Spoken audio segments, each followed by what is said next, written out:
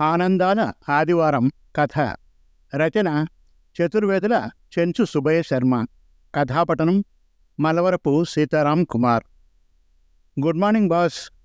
Boss ఆనందరావును చూసి నవ్వుతూ చెప్పాడు కిరీటి. ఆనందరావు ఆ ఆఫీసుకు బాస్. అది ట్రేడింగ్ కంపెనీ. కిరీటి వారి అసిస్టెంట్. ఆనందరావు కిరీటి ముఖంలోకి దీనంగా చూశాడు. బాస్, ఏం నీరసంగా ఉన్నారు? ఆరోగ్యం సరిగ్గా లేదా? అడిగాడు కిరీటి. కిరీటి, సార్, రేపు ఆఫీస్కు రావాలి. సార్, రేపు ఆదివారం, అందుకే ఆఫీస్కు రావాలి. సార్, ఆదివారం ఆఫీస్ ఏది సార్? ఆశ్చర్యంతో అడిగాడు కిరీటి. కిరీటి ప్రశ్నకు ఆనందరావు ముఖంలో అప్రసన్నత. తీక్షణంగా కిరీటి ముఖంలోకి చూశాడు ఆనందరావు. సార్, నా ప్రశ్నకు మీ కోపం వచ్చిందా? అడిగాడు కిరీటి. ఆహా, గత ఆదివారం గుర్తుకు వచ్చి ఆనందం పొంగింది. అర్జెంట్ పనివి లేదు కదా సార్? అడిగాడు కిరీటి. ఉంది. అదేమిటి సార్? నేను నీకు వివరాలు ఇప్పుడు చెప్పాలా? మీరు చెప్పేదాన్ని బట్టి నేను ఒక నిర్ణయం తీసుకుంటాను సార్ అన్నాడు కిరీటి. అంటే ఎన్ని గంటలకు రావాలి, ఏం చేయాలి అనేది తెలిస్తే నేను ఆదివారాన్ని ఎలా గడపాలనేది ప్లాన్ చేసుకుంటాను సార్. ఫుల్ డే పని ఉంది అన్నాడు బాస్. ఏం పని సార్?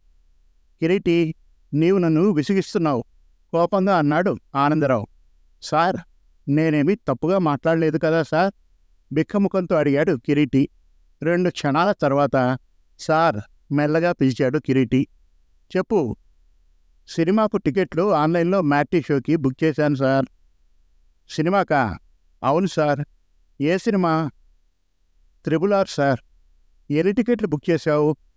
నాకు నా భార్యకు కలిపి 2. కిరీటి, సార్, నీకు పెళ్ళై ఎంతకాలం అయింది? 3 నెలలు. పెళ్ళికి మీరు వచ్చారు కదా సార్? నేను వచ్చానా? అవును సార్, వచ్చారుగా. కిరీటి, సార్, నీ భార్య మంచిదేనా? కిరీటి ఆశ్చర్యపోయాడు. బాస్ నన్ను ఈ ప్రశ్న అడగడంలో వారి ఉద్దేశం ఏమిటి అనుకున్నాడు. జవాబు చెప్పు కిరీటి.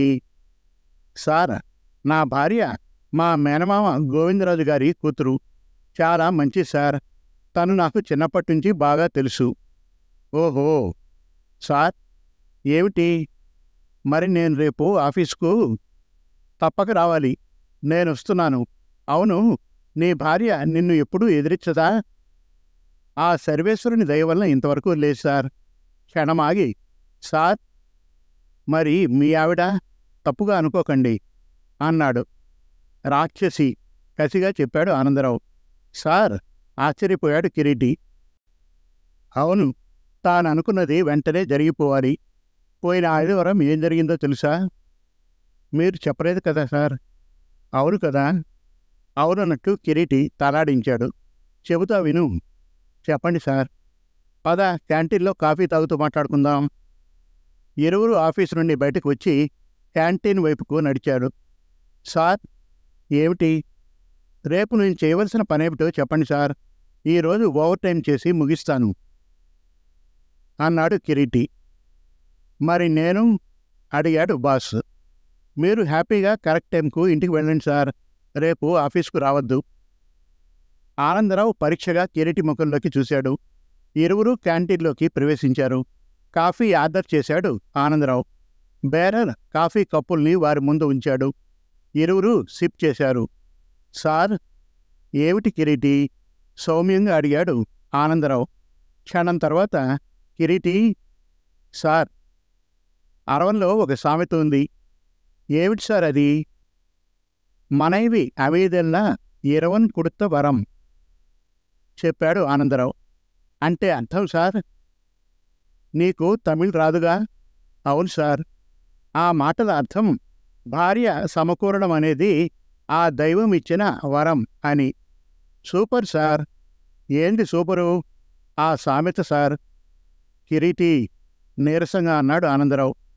నా అర్థాంగి నా కష్టాన్ని నా ఇష్టాన్ని అర్థం చేసుకోదయ్యా చెప్పాడు. అయ్యో పాపం, ఆశ్చర్యంగా అన్నాడు కిరీటి. పోయిన ఆదివారం ఏం జరిగిందో తెలుసా? మీరు చెప్పారు కదా సార్ అన్నాడు కిరీటి. అవును, విను. మా ఇంట్లో పాత mixie, grinder, flask, cooker, aluminium సామాన్లు ఉన్నాయి. రోడ్డున ఒక పాత సామాన్ల కొనుగోలుదారు పழைయ mixie, grinder, flask, cooker తరవాన వెరకు వాంగపడం, వాంగమ్మ Wang, వాంగయ్య Wang అని అర్చుకుంటూ వచ్చాడు. వాణ్ణి మా ఆవిడ పిలిచింది. వాడు ఇంట్లోకి వచ్చాడు. ఆ పాత సామాన్లను అతని ముందు ఉంచింది. వారు వాటిని పరీక్షించి 50 రూపాయలు ఇస్తానన్నాడు. నాకు మెలకు వచ్చినా ఆదివారం కదా అని విశ్రాంతిగా పడుకున్నా. సార్ పిలిచాడు కిరీటి. ఏమిటి? అతను అరవంలో అన్నమాటకు అర్థమేమిటి సార్? పాత సామగ్రిని న్యాయమైన వెలకు కొంటానని. ఓహో అలాగా, తరువాత చెప్పండి సార్. ఆదివారం కదా, నేను హాయిగా ఇంకొంతసేపు నిద్రపోవాలనుకున్నా. తాను వచ్చి నన్ను లేపింది. 9 గంటలైంది. ఎంత ఆదివారమైనా ఏమిటి పాడు కుంభకర్ణుడి నిద్ర? లేవండి, పాత సామాన్లు కొనే అతను వచ్చాడు. నాకు అరవం రాదుగా, అతనితో మాట్లాడి ఆ సామాన్లు అమ్ముదురుగాని. మిమ్మల్నే లేవండి, వాడు నట్టింట్లో కూర్చుని ఉన్నాడు అంది. వాణ్ణి పిలిచింది ఎవరు అడిగాను. నేనే తన సమాధానం. నేను కాదుగా అన్నాను. ఏంటి జోకా? లేవండి. ఆమె ముఖంలో చిరాకు. నా అదృష్టాన్ని తలుచుకుంటూ హాల్లోకి ప్రవేశించాను. ఎన్నప్ప సామాన్ పాతిటియా? ఎల్లాతుకుమ్ము ఎవడ తరువే అడిగాను. సార్ మళ్ళీ కిరీటి. ఏమిటి కిరీటి? మీరు అరవంలో ఏమడిగారు? అన్ని పాత సామాన్లకు ఎంత ఇస్తావని అడిగా. వాడు 50 అన్నాడు. అంటే 50 రూపాయలు. మా ఆవిడ ముఖంలోకి చూసి ఆ మాటే చెప్పాను. కొనుగోలుదారి మీద మా ఆవిడకు కోపం వచ్చింది. 1000, 1000 అంది మా ఆవిడ. ఎక్కడ 50 రూపాయలు, ఎక్కడ 1000 రూపాయలు? ఈ బేరం అయ్యేది కాదనుకున్నా. ఫైనల్ రేట్ 100 అన్నాడు వాడు. నో 1000 మా ఆవిడ మాట. ముడియాదు వాడి జవాబు. మళ్ళీ కిరీటి జోక్యం. అంటే ఏంటి సార్ అంటూ. కుదరదు. ఓహో. క్షణం తర్వాత కిరీటి తర్వాత అడిగాడు. వాడు మమ్మల్ని తిట్టుకుంటూ వెళ్ళిపోయాడు. నేను శోష వచ్చినట్లు సోఫాలో కూర్చున్నా. మా ఆవిడ వంటిట్లోకి వెళ్ళి 5 నిమిషాల్లో కాఫీ గ్లాస్తో నా ముందు ప్రత్యక్షమై గ్లాసును నాకు అందించింది. నా పక్కన చిరునవ్వుతో సోఫాలో కూర్చుంది. అప్పుడు నాకు అనిపించింది ఏదో ఫిట్టింగ్ పెట్టబోతూ ఉందని. ఊదుకుంటూ కాఫీ తాగడం ప్రారంభించాను. ఏమండి, మీరు స్నానం చేసి టిఫిన్ పొంగలి మీకు ఇష్టమైంది చేశాను, తినండి. మనం రంగనాథన్ స్ట్రీట్కు వెళ్దాం చిరునవ్వుతో చెప్పింది. చేతిలోని కాఫీ గ్లాసు జారిపోబోయింది. గట్టిగా పట్టుకున్నాను. రంగనాథన్ స్ట్రీట్కు ఎందుకు? మెల్లిగా అడిగాను. ఈ సామాన్లు విక్రయించి ఓ పెద్ద కుక్కర్ కొనేటందుకు నవ్వుతూ చెప్పింది నా అర్ధాంగి సుందరి. మనస్సున అనుకున్నాను, ఇది సుందరి కాదు బందర్ అని. కిరీటి, నా భార్య వల్ల నేనొక గుణపాఠం నేర్చుకున్నాను. విరక్తిగా నవ్వుతూ చెప్పాడు ఆనందరావు. అదేమిటి సార్? వాళ్ళ మాటను మనం కాదనకూడదు. అంటే 2 విధాలా మనకు నష్టం. విరక్తిగా చెప్పాడు ఆనందరావు. అవునా సార్? అమాయకంగా అడిగాడు కిరీటి.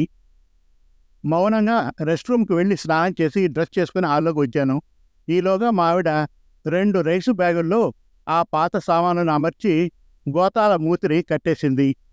టిఫిన్ తిని ఆ మూటల్ని బుల్లెట్ ముందు వెనక అమర్చుకొని రంగనాథన్ స్ట్రీట్కు ఇరువురం బయలుదేరాం. ఆదివారం అయినందున పెద్దగా ట్రాఫిక్ ప్రాబ్లం లేదు. ఆ స్ట్రీట్లో ఎప్పుడూ తిరణాల జనం. అందున ఆ రోజు ఆదివారం. ఇసుక వేస్తే రాలంత జనం. మేజర్ పోర్షన్ ఆడవారే. శరవణ స్టోర్స్లో ప్రవేశించాం. లోన మహారద్దీ. పాత సామాన్ల కొనుగోలు కౌంటర్ను సమీపించి నా చేతిలో ఉన్న 2 సంచులను వారి ముందు ఉంచి విప్పి సామాన్లు చూపించాం. వారు 150 రూపాయలు వీటి విలువ. మీకు ఏం కావాలి అడిగాడు. అతను తమిళియన్, కానీ తెలుగు తెలుసు. 2 లీటర్స్ బటర్ఫ్లై కుక్కర్ మా ఆవిడ జవాబు. నేను మా పాత సామానుకు మరీ చాలా తక్కువ ధర కట్టారు, మరో మాట చెప్పండి అని అడిగాను.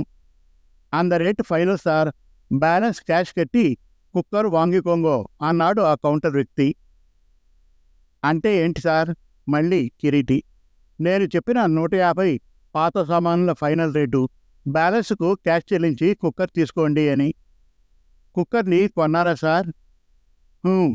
విరక్తిగా నవ్వాడు ఆనందరావు. వీళ్ళు మనల్ని ఇంటికి వచ్చిన వాళ్ళ మోసం చేస్తున్నారు. ప్యారిస్ కార్నర్లో మరో అంగడి ఉంది, అక్కడికి పొదం పదండి ఆవేశంగా అంది మా ఆవిడ. తప్పదా సుందరి? షాపు నుంచి బయటకు చూశాను. తప్పదు. తాను ముందుకు నడిచింది. నేను బయటపెట్టిన సామాన్లన్నీ సంచుల్లో ఉంచి మూతి బిగించి పాతాళ భైరవి పాత సినిమాలో మాంత్రికుడు కీర్తిశేషులు రంగారావు గారి వెనుక కీర్తిశేషులు రామారావు తోటమాలి నడిచిన రీతిగా బుల్లెట్ను సమీపించి ఆ పాత సామాన్లు శ్రీమతితో పారిస్ కార్నర్కు చేరాను. ఆ షాపు వ్యక్తి మార్వాడి. మేము పాత సామాన్లు కొనం. పరశువాకంలో మా బ్రాంచ్ ఉంది. అక్కడ తీసుకుంటారు. మీరు అక్కడికి వెళ్ళండి సార్. వినయంగా వ్యాపార రీతిలో అతను చెప్పాడు. నా పరిస్థితి పూర్తిగా మునిగిన వారికి చలేమిటి? అది నా స్థితి. పదండి పరశువాకం. నా దేవేరి ఆజ్ఞ. సమయం 2 గంటలు. పొట్టలో ఎరుకలు గడబిడ. ఈ మూటలతో హోటల్లో ప్రవేశిస్తే జనం వింతగా చూస్తారేమో అనే సందేహం. 2:30కు పరశువాకం షాప్ చేరాము. వారు పాత సామాన్ను పరీక్షించి 200 ఇస్తాం, మీకు ఏం కావాలి అడిగారు. 500 అర్ధాంగి గారి వచనం. నో మేడం, మేము బేరాలాడే రీతిగా పాత సామాన్ ధరను చెప్పం. ఏదో మీరు అడిగారు కాబట్టి 250 వీటి వెల ఫైనల్ చిరునవ్వుతో చెప్పాడు ఆ 20 సంవత్సరాల యతిరాజు. అతను తెలుగువాడు. నేను ఏమిటి తమరి ఆజ్ఞ అడిగాను సుందరిని. బేరం చేయండి అంది. సుందరి నా వల్ల కాదు అన్నాను. బాబూ నీ పేరేంటి? సుందరి గారి ప్రశ్న. యతిరాజుడు. మాది నెల్లూరు. రాజు.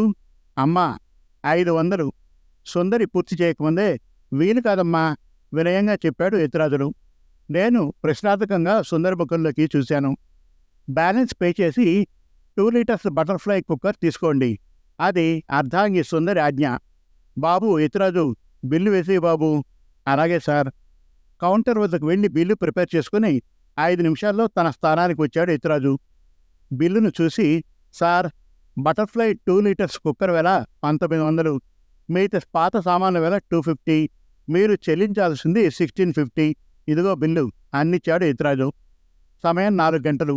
10 గంటలకు బయలుదేరిన మా పాత సామాన్ల విక్రయ యాత్ర కొత్త కుక్కర్ కొనుగోలు 4 గంటలకు ముగిసింది అనుకున్నాను మనస్సున. క్షుద్బాధ. దీనంగా సుందరి ముఖంలోకి చూశాను. సంతోషమా అడిగాను. చాలా నవ్వుతూ చెప్పింది సుందరి. సుందరి ఆకలి. 6 గంటలు ఇంటికి పోగలము కాదా? అర్థాగి గారు. ఆత్మారావుడు అంతవరకు ఆగలేనంటున్నాడు. పక్కనే శరవణ భవన్ హోటల్ ఉంది. ఏదైనా తిని ఇంటికి బయలుదేరదాం. ఏమంటావు?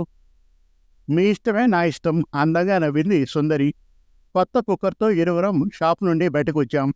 శరవణ భవన్లో ప్రవేశించి టిఫిన్ తిన్నాం. నిజం చెప్పాలంటే నాకన్నా తనే ఎక్కువగా తిన్నది. ఇదిగో కిరీటి, ఆడవారికి మనకన్నా ప్రతిదీ అధికమే. 5 గంటలకు ఇంటికి చేరాం. కిరీటి. ఆ రీతిగా పోయిన ఆదివారం నా పాలిట ఆనందాల ఆదివారం అయింది. ఈ ఆదివారం సుందరి గారు ఏ ప్రోగ్రాం పెట్టిందో నాకు తెలీదు. బుల్లెట్ మీద ఆమెను ఎక్కించుకుని చెన్నై మహానగరంలో మెట్రో రైలు పని జరిగే ఈ రోజుల్లో వీధుల్లో ట్రాఫిక్లో సంచారం చేయలేకపోతున్నా. అందుకే రేపు నేను ఆఫీస్కు రావాలని నిర్ణయించుకున్నా. చెప్పడం ముగించాడు ఆనందరావు. సార్ మరి నేను? RRR matinee cinema. కిరీటి. నీవు రేపు ఆఫీస్కు రావద్దు. భార్యతో కలిసి జాలీగా సినిమాకు వెళ్ళు రాత్రికి అంటూ హేళనగా నవ్వాడు ఆనందరావు. సార్ ధన్యవాదాలు, మీది బంగారు మనస్సు. చేతులు జోడించాడు ఆనందంతో కిరీటి. సమాప్తం. మరిన్ని చక్కటి కథల కోసం, కవితల కోసం, వెబ్ సిరీస్ కోసం మనతెలుగుకథలు.com విజిట్ చేయండి. Thank you.